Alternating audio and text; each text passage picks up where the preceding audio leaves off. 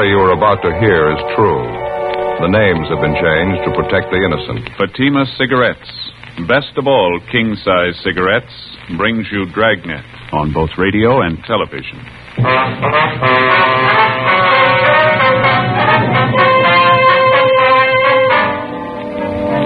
You're a detective sergeant. You're assigned to homicide, special detail. There are rumors of an impending war between juvenile gangs in your city. Reportedly, members of both gangs are well supplied with homemade weapons. You don't know when the fighting will break out. You don't know where. Your job? Stop it. Fatima, America's first largest-selling blended cigarette, now king-size. See the difference, taste the difference, smoke the difference. And in Fatima, the difference is quality. See the difference. Fatimas are 21% longer. Taste the difference. Enjoy Fatima's extra mildness. Much different, much better flavor and aroma. Smoke the difference. Get all the advantages of extra length, plus Fatima quality, which no other king-size cigarette has. Yes, in Fatima, the difference is quality. Definitely the best quality in its class, but the same price as the cigarette you're now smoking. So why wait? Switch to Fatima today. Each king-size Fatima gives you a long, extra mild, and soothing smoke with the added protection of Fatima quality. Buy Fatima.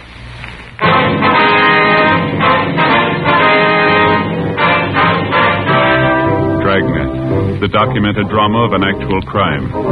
For the next 30 minutes, in cooperation with the Los Angeles Police Department, you will travel step by step on the side of the law through an actual case transcribed from official police files. From beginning to end, from crime to punishment, Dragnet is the story of your police force in action. It was Tuesday, October 14th. It was cloudy in Los Angeles. We were working a special detail out of Homicide Division. My partner's Ed Jacobs. The boss is Captain Lorman. My name's Friday. It was 1:18 p.m. when I got to 2015 East 1st Street, the second floor. Hollenbeck Juvenile Division. Joe? Hi. What'd you find out? Nothing yet. Gardner had to go next door. He'll be back in a minute. Give us a rundown on the thing. Friday, Ed. Hi, Gardner. Hi, how you doing? Good to see you. How are things going downtown? Oh, not bad. A little slow. Hear you got problems. Lots of them. Captain brief you on any of it? No, he told us to check with you. You'd fill us in. Said maybe you could use some help. All we can get. We're sitting on top of a bomb out here. We don't know when it's going to go off. What's the pitch, Gardner? Juvenile gangs, 5 of them this time. The way we get it, they're ready for trouble, all of them. High school kids? Most of them. Some of them are in junior high. Well, how come 5 gangs? What are they planning, a free-for-all? It's a long story. They've been building up to this thing for months, all East Side kids. We hear it's supposed to be an open war. Mm-hmm. Here's a list of the different gangs involved. Thanks. You can see there, same crowds we've been riding herd on for the last couple of years. Mm-hmm. You've got the Purple Heart Gang, the Blue Devils, the Apaches, Happy Valley, Rose Hill. Here's the breakdown on each one of them. Hard to get exact figures, but we think it's fairly accurate. Mm-hmm. Purple Heart Gang, 26 members. Leader Harold Fry, age 17. Blue Devils, 18 members. Leaders Jack Holland, age 17, and Bertram Willis, 16. The Apaches, 22 members. Leader Robert Lawson, 17. They're supposed to be the strongest bunch. Well, Happy Valley Gang, 20 members. Leaders Roy Martin, 16, and Joseph Gomez, 16. Rose Hill Gang, 16 members. Leader Thomas Resnick, 18.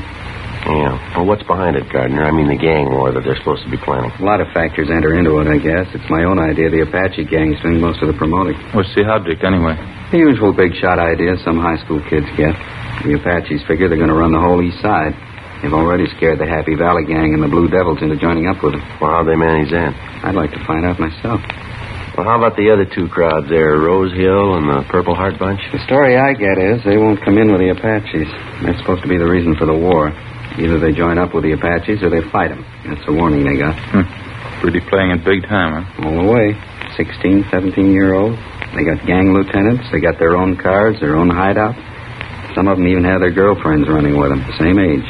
None of them over 17. Where'd you get your information, Bill? Half a dozen kids. Most of them from the Blue Devils and the Happy Valley Gang. They were mixed up in a couple of after-school fights in Hollenbeck Park. The stories they gave us are enough to curl your hair. Yeah, how do you mean? About the big war they're going to have. One of the girls we picked up gave us most of it. 15-year-old. Says her boyfriend's one of the big shots with the Blue Devil. What'd she have to say? Talked about it like it was some kind of a game they were playing. Yeah. Said the Rose Hill and the Purple Heart gangs were teaming up so they could stand up against the other three. They've been getting ready for the war for 6 weeks. They're really organized. I don't get it. Who's doing the organizing? Who's promoting it? I got an idea about that. Get to it in a minute. Take a look at these over here. Yeah. Samples of the different weapons the gangs are getting together for the big fight. Crazy kids. Brass knuckles. Homemade saps, all kinds. Well, what's this here, Gardner? Have a look. Homemade stiletto. Good 6-inch blade. Kids are supposed to have dozens of them. Another one here. Look at this. Ice pick. Anything you can think of, you name it, we got it. It's going to be wholesale murder if we can't find a way to stop it.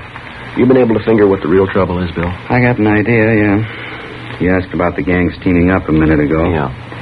We figure we got a young Hitler on our hands. A kid by the name of Robert Lawson. He's supposed to be the ringleader of the Apache gang. Moved in about a year ago from the Middle West. How much you know about him? Wrote a letter to the city he originally came from. Nothing but trouble back there. Bad juvenile record. We've talked to the boy a couple of times. His parents, too. Didn't do much good. Never had enough to file a petition on him and bring him to the attention of the juvenile court. We know he's responsible for a lot of the trouble we got, but he always has some other kid do it for him. Never does it himself. You think he's responsible for working up the gang war ideas, eh? We figure he's our biggest problem. We've tried everything to reach the Lawson kid and settle him down. Checked with the teachers at his school, the principal, vice principal. They can't handle him. They figure on expelling him if he doesn't straighten out. How about the other youngsters in these gangs? I mean, besides this Lawson boy here. We've got notifications out for them and their parents. They're supposed to be in here tomorrow night, 7:30. Maybe we can break Lawson's hold on these kids. Sure got me. What's the matter with this Lawson boy's parents? Don't they know what's going on? Can't they control him? Well, we tried to talk to the parents. They think we're wrong. They're proud of the kid. He's got a high IQ. They think he's a natural-born leader. Oh, sure. Yeah. The mother says people just don't understand the boy. Or maybe you should have told them. Huh? San Quentin's full of people we don't understand. The following night, Wednesday, October 15th, the members and ringleaders of the various juvenile gangs, along with their parents, showed up at Hollenbeck Juvenile Division as requested. In questioning each of the youngsters, we definitely confirmed the reports we had of the impending gang war. The interviews also revealed that if and when the fighting did start, it would be more serious than we had first figured. For one thing, there were more youngsters involved than we thought. The gangs had been recruiting new members by the dozen in preparation for the street fights. For another thing, we found out the teenagers weren't carrying around 8-inch knives and brass knuckles just for show. If fighting started, they were ready and willing to use them. We weren't sure how much we could count on it, but after interviewing the parents and advising them how serious the situation was, they promised their full cooperation. Most of them agreed they'd maintain strict check on their youngsters and keep them out of all neighborhood gang activities. Some of the parents took a resentful attitude. They insisted the gangs were harmless. They accused us of picking on the youngsters. A few of the parents didn't even show up at the meeting. Among these were the parents of 17-year-old Robert Lawson, the boy who seemed to be promoting most of the trouble. The following morning, my partner Ed Jacobs and I drove out to his home and we talked with his mother. She was friendly but not too cooperative. I don't know how you say that, Sergeant. I appreciate you worrying about my boy, but I'm sure it's not as bad as you think. I don't mean to contradict you, Mrs. Lawson, but I'm afraid it is a lot worse than you think. It's what the other officers said, too, but you really don't have any proof, do you? I mean, a few idle rumors. You certainly can't accuse Robert on that basis. We're not accusing Robert of anything, ma'am. That's not the point. What we're trying to do is to head off the trouble before it starts. You were living in the Middle West before you came to Los Angeles, that right, ma'am? Yes, that's right, Nebraska. Well, wasn't your boy in some kind of trouble back there? Yes, but it didn't amount to anything. Could have been avoided so easily. They just didn't understand Robert. That was the whole trouble. Is he an only child, ma'am? Yes, just Robert. But he's not spoiled. I know it's a great temptation with an only child, but we didn't spoil him. Robert just isn't like that. You allow him quite a bit of freedom, do you, ma'am? I mean, does he go out at night very often? Well, he is 17 years old, going on 18. Yes, my husband and I allow him to go out as often as he likes, as long as he keeps up with his studies. Robert's always done very well. Always tops in his class. Do you know where he spends his time when he goes out at night? He's usually down at the gym or at the library. You know that for a fact, do you? I trust Robert, if that's what you mean. He tells me that's where he's going. I believe him. The mother can't believe her own son. Who can she believe? How about the company your boy keeps? You know any of his friends, Mrs. Lawson? Few, yes. There's the Miller boy and Jack Holland. They seem to be fine boys. Miller and Holland? Yes. There doesn't seem to be anything wrong with them. Well, there is, ma'am. What? Both of them have juvenile records. Both of them belong to your son's gang. Really, Sergeant, how can you say that? It isn't fair. Wouldn't it be better to try and understand these boys instead of picking on them, persecuting them? I don't know how we're going to make you understand, Mrs. Lawson. We're not picking on them. We're not persecuting them. We know there's a gang problem. We know your boy's one of those at the bottom of it. If something isn't done, there's going to be trouble. If we're going to stop it before it begins, we're going to have your help. I'm perfectly willing to cooperate, you know that. That must be Robert now, excuse me. Robert? Bob, is that you? Yeah? Would you come in here a minute, Bob? We're in the living room. Yeah? What do you want? These are police officers, Bobby. This is Sergeant Friday. Sergeant Jacobs, is that right? Yes, ma'am. How are you? How do you do? Hi. How about something to eat? Haven't you got anything ready? I wasn't expecting you, Bob. Won't take me a minute, though. You sit down there. I'll go out and get a snack together for you. Can I fix you a sandwich, officer? A cup of coffee? No, thank you. No, Thanks very much. Won't be a minute, Bob. We were just talking about you when you came in. What's it about, Sergeant? You want to see me, or do you just want to talk to my mother? As long as you're here, we'd like to talk to both of you, Bob. I got to take off pretty fast. Just came home to get something to eat. What's it about? It's about Geronimo. That's the gang's code word for the war you're setting up, isn't it? I don't know what you're talking about. Your gang, Bob, the Apaches. We talked to half a dozen of them last night down at the Juvenile Division. Is that right? Now, look, son, we've got the names of everybody in your gang. We know the whole setup. You go ahead with your idea, and you're going to buy a lot of trouble. A couple of cops were here last week. They said the same thing. I don't know any more about it now than I did then. Honest. What's the pitch anyway? You know what the pitch is, youngster. I don't, honest. You're trying to say I'm in a gang, is that it? You're in it up to your neck, son. Now, why don't you come off it? We've got you pegged and everybody that runs with you. That includes the girlfriends you got in the gang. You're not fooling anybody. You must be a little crazy. I'm not in any gang. I never even heard of one around here. Now, you listen to me, boy. You can take this as a warning or a piece of advice, either way. You and your friends keep on playing punk gangsters, and we're going to lean on you. You understand? What is this? Trying to scare me? If it'll make you change your mind, yeah. If this street war comes off, there's going to be big trouble. What do you think's going to happen when 200 kids tangle in a fight with knives and brass knuckles? Now, use your head. Here you are, Bob. Nice milk, nice bowl of hot soup. Bacon and tomato sandwiches. You always make the soup too hot. Oh, I didn't mean to. Let it cool off for a minute, then. Bob has to eat and hurry along, officers. Is there anything else you wanted to talk to him about? No, I think you've heard everything we have to say. I wish you'd think it over, Mrs. Lawson. You too, Bob. Nothing to think over. They're trying to say I'm in a gang. They think I'm the leader. You told them, didn't you, son? Sure. They don't believe me. I wish I could make you understand, Sergeant. He's not a gang leader. Robert's telling the truth. I'm afraid he isn't, ma'am. Well, he is. I know he is. I mean, after all, he's my son. I'm in a position to know him better than you do. Yes, ma'am. If he was lying, I'd know it. I wish I could make you understand. Mother's the only one who really knows her boy. I know Robert's telling the truth. Aren't you, Robert? Robert? Huh? That's so, isn't it? You're telling the truth, aren't you? Sure. How about some more soup? Before we left the house, we tried again to talk to Robert Lawson and his mother, but it was no use. She believed every word he said, and he apparently refused to believe the possible consequences of the war he was planning for his gang of juveniles. We drove downtown and had an interview with the boy's father at his work.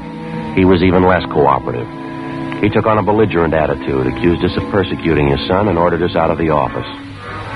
Along with Sergeant Bill Gardner and Frank Kerber, we spent the rest of the afternoon and most of the following day checking with parents of youngsters who had been recently recruited into one of the various East Side gangs. Most of them were cooperative. Late that afternoon, Bill Gardner, Ed, and myself met with Captain Stein back at Hollenbeck Juvenile. Strict curfew all over the area. We can start tonight. What do you figure, just on the weekends? Every night, Sunday to Sunday. I'll get some more men in to help out. Every youngster out in the street after 10 o'clock gets stopped. Mm-hmm. Every one of them caught with knives, saps, brass knuckles, or anything like them, they're going to be pulled in and filed on. No exceptions. Be a lot safer in custody than mixing in the gang fight. Well, a lot of help. Might teach some of the parents a lesson anyway. Yeah. Excuse me. Juvenile Division, Stein. Where was that? When? Yeah, right away. Let's hustle at Evergreen Avenue out near the cemetery. Yeah, what is it? Curfew was a good idea. We got it too late. Huh? Gang war, it's already started. Before we left the office, we had communications notify all J cars on the special detail to proceed at once to the scene of the Major 415 call. 10 cars were ordered to cruise the area surrounding the actual scene of the fight and to pick up any and all members of the juvenile gangs who showed any evidence of having been in the fight or had in their possession any deadly weapon. Captain Stein, Bill Gardner, Ed, and myself left the office on a Code 3 and drove out to the scene of the gang fight. When we got there, all the J cars and 3 radio crews had the area blocked off. An ambulance crew was treating more than a dozen youngsters who'd been injured during the fight. One of the youngsters had a lacerated eye. He'd been blinded. Most of the other victims would carry scars for the rest of their lives. The juveniles who'd taken part in the battle and who'd been lucky enough to escape without serious injury were being loaded into the J cars and the radio cars. They were to be removed to juvenile headquarters at 1335 Georgia Street for further investigation. Together with Bill Gardner and Frank Kerber, Ed and I began covering the area, collecting dozens of homemade weapons used in the gang fight. They'd be turned over to Pete Brown, Hollenbeck Juvenile, to be booked as evidence. Joe? Yeah, Ed. Come here a minute. Over here. Yeah. Have a look. Piece of chain, bloodstains on it. Lousy. How vicious can it get? Come on. All right. Across the street there, the car in the driveway? Yeah. Help him. He's hurt. Somebody help him, Bobby. What's the trouble? Bobby, he was in the fight. One of the gang, they stabbed him. He's in the car. Come on. What is it, Joe? Take a look. The Lawson boy, huh? Yeah, knife in his chest. Want me to get the doctor? Yeah, call the coroner, too.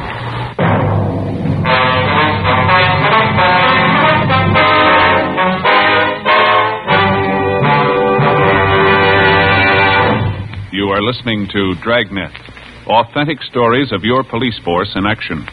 Fatima, America's first largest-selling blended cigarette, now king size. See the difference, taste the difference, smoke the difference. And in Fatima, the difference is quality. Yes, you get all the advantages of extra length, plus Fatima quality, which no other king-size cigarette has.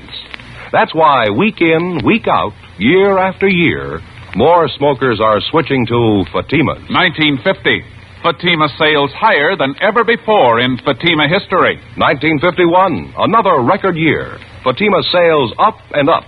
Why, in 1 month alone, Fatima sales up 110% coast to coast. Friends, in the first months of 1952, to show our confidence in Fatima, we are making a special money-back guarantee to every king-size cigarette smoker. Buy a pack of Fatimas.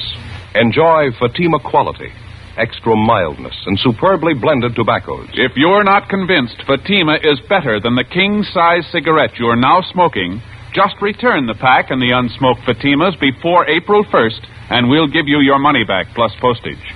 Fatima, Box 37, New York 1. Remember, each king-size Fatima gives you a long, extra mild, and soothing smoke with the added protection of Fatima quality.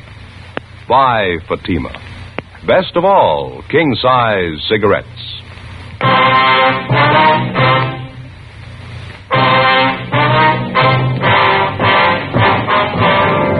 Thursday, October 16th, 5:35 p.m. After the discovery of Robert Lawson's body in the car parked in the driveway adjoining the cemetery grounds, Ed brought the doctor over from the ambulance. The 17-year-old Lawson boy was pronounced dead. The doctor made out the prescribed form and marked it DOA. While we waited for the crime lab crew and the coroner to get there, Ed and I questioned the girl who'd led us to the body.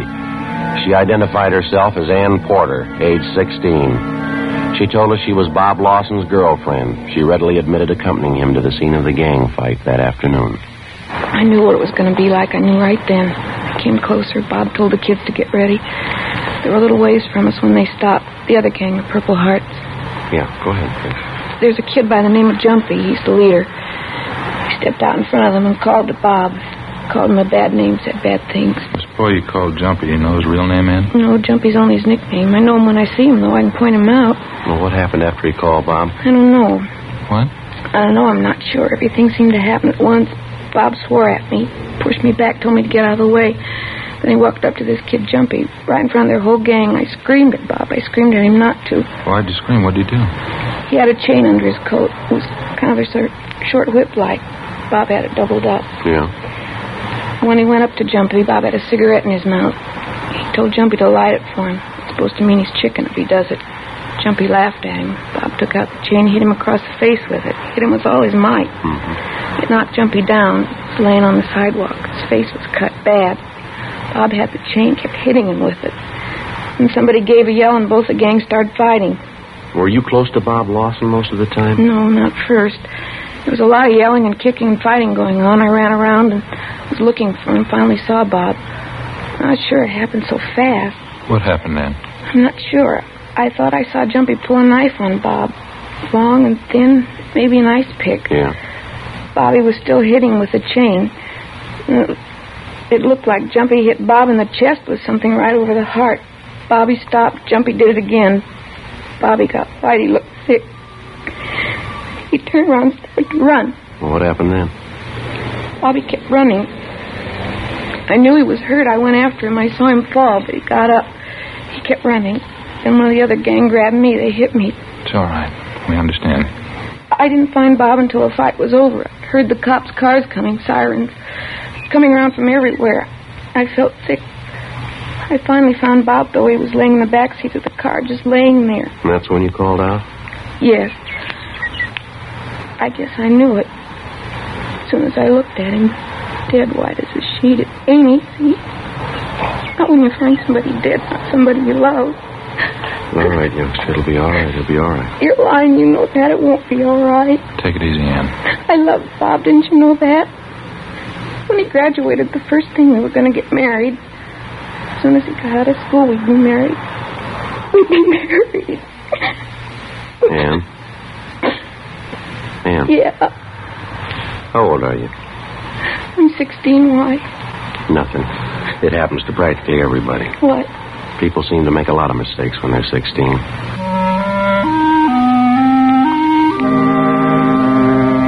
6:30 p.m. The crime lab crew arrived, took pictures of the entire scene along with all physical evidence, and dusted the murder weapon, an 8-inch knife, for fingerprints. The coroner arrived, and after we'd completed our investigation, he removed the body to the county morgue. Along with a policewoman, we took Robert Lawson's girlfriend, 16-year-old Ann Porter, down to Georgia Street Juvenile Division to the assembly room. There, a special show-up was held of all the boys involved in the afternoon's fight. The Porter girl identified a 17-year-old by the name of Warren Stone, nicknamed Jumpy, as the boy who'd stabbed Robert Lawson to death. At least a dozen other subjects in the case identified the boy by his nickname, Jumpy. 3 members of either gang involved in the fight declared in sworn statements that Warren Stone was the boy who'd attacked the Lawson boy with a homemade knife. Statements were taken from all concerned, and the ringleaders of the gangs were detained.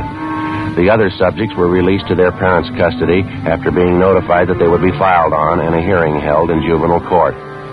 Ann Porter was returned home by a policewoman.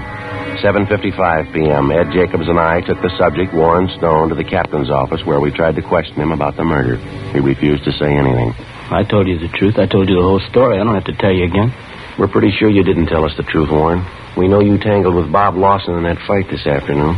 No, I didn't. We've got statements from a dozen kids, son. They say Lawson had a piece of chain. He kept slugging you with it. They say you pulled a knife and stabbed him. How do they know? A lot of kids there had knives. Anybody could have stabbed him. Why are you picking on me? It was your knife. It was your knife that killed him. Your initials on it. I lost the knife in the fight. Somebody could have picked it up, used it. No, that won't do, youngster. The handle of the knife's been processed. Your fingerprints are all over it. How about it, son? Warren? Come on now, what do you got to say? Nothing. I killed him. 8:40 p.m. Warren Stone was booked in at Georgia Street Jail on suspicion of 187 PC, murder. Ed and I got in the car and drove out to the home of the murder victim to notify his parents, Mr. and Mrs. Robert Lawson. Mr. Lawson wasn't home from work yet. We broke the news of her son's death to Mrs. Lawson as gently as we could. She became hysterical, and we called the family doctor, who gave her sedatives. Later, when she recovered herself a bit, she asked for the full story. We told her. How could it happen? Bobby, how could it happen? Sorry, ma'am. There's not much we can say. We tried everything we could to stop it. But you didn't stop it. You let them kill Bobby. You let them kill him. No, ma'am. We tried to warn him. We tried to warn all of them. We're sorry. You're not sorry. You didn't try. Bob's dead. Everything I had. He's 17 years old and he's dead. I can thank you for that. My only baby. We're sorry you feel that way, Mrs. Lawson. Why shouldn't I feel that way? You call yourselves policemen. That boy who killed Bobby, you should have had him in jail in the first place. Young killer. Running around loose, you're as guilty as he is. I'm not defending him, ma'am, but he wasn't a young killer. Didn't even have a juvenile record. I don't care anything about records. He's a killer. He took a knife and he killed Bob, and you let him do it. You let him. I think we better be going in. Yeah. You or your husband will have to identify the body, and tomorrow morning will be all right, the county morgue. Dear God. You'll have to be at the coroner's inquest, too. You'll be notified about the time and the date. I hope you have to live with this. I hope you live with it like I have to live with it. I hope it drives you crazy. I know how you feel, ma'am, but you're wrong. I think you'll realize that. They murdered Bob. You let them kill him. I'll always remember that. All right. And you remember something else. The last time we came here to your house, we tried to make you understand. You didn't know Bobby. You didn't understand him. I was the only one. I always knew what he was thinking, what he wanted, what he was going to do. I was the only one. No, ma'am, there was somebody else. What? The boy who killed him.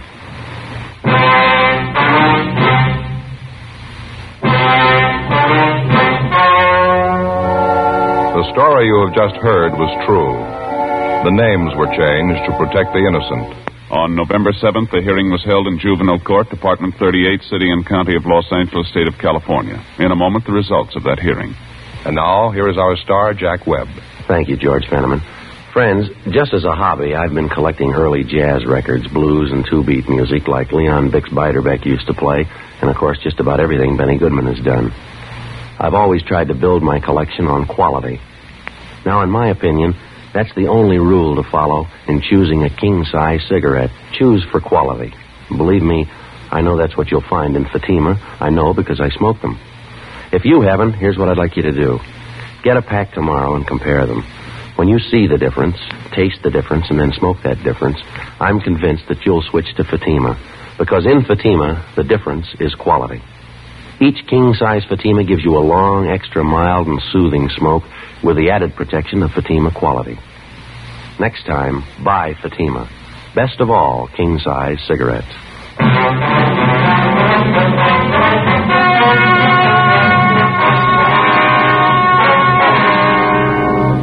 17-year-old Warren Ernest Stone was filed on alleging violation of 187 PC, murder. The rest of the juvenile gang ringleaders were filed on alleging 242 PC, battery. They were all made wards of the juvenile court and placed in detention homes under the supervision of the State Youth Authority. They are still confined in state institutions for juveniles.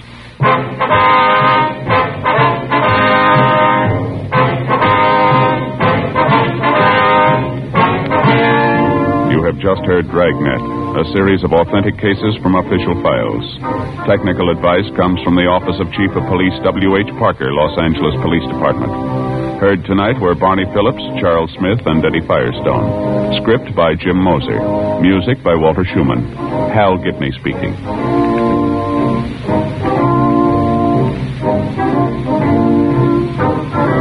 Fatima Cigarettes, best of all king-size cigarettes, has brought you Dragnet, transcribed from Los Angeles.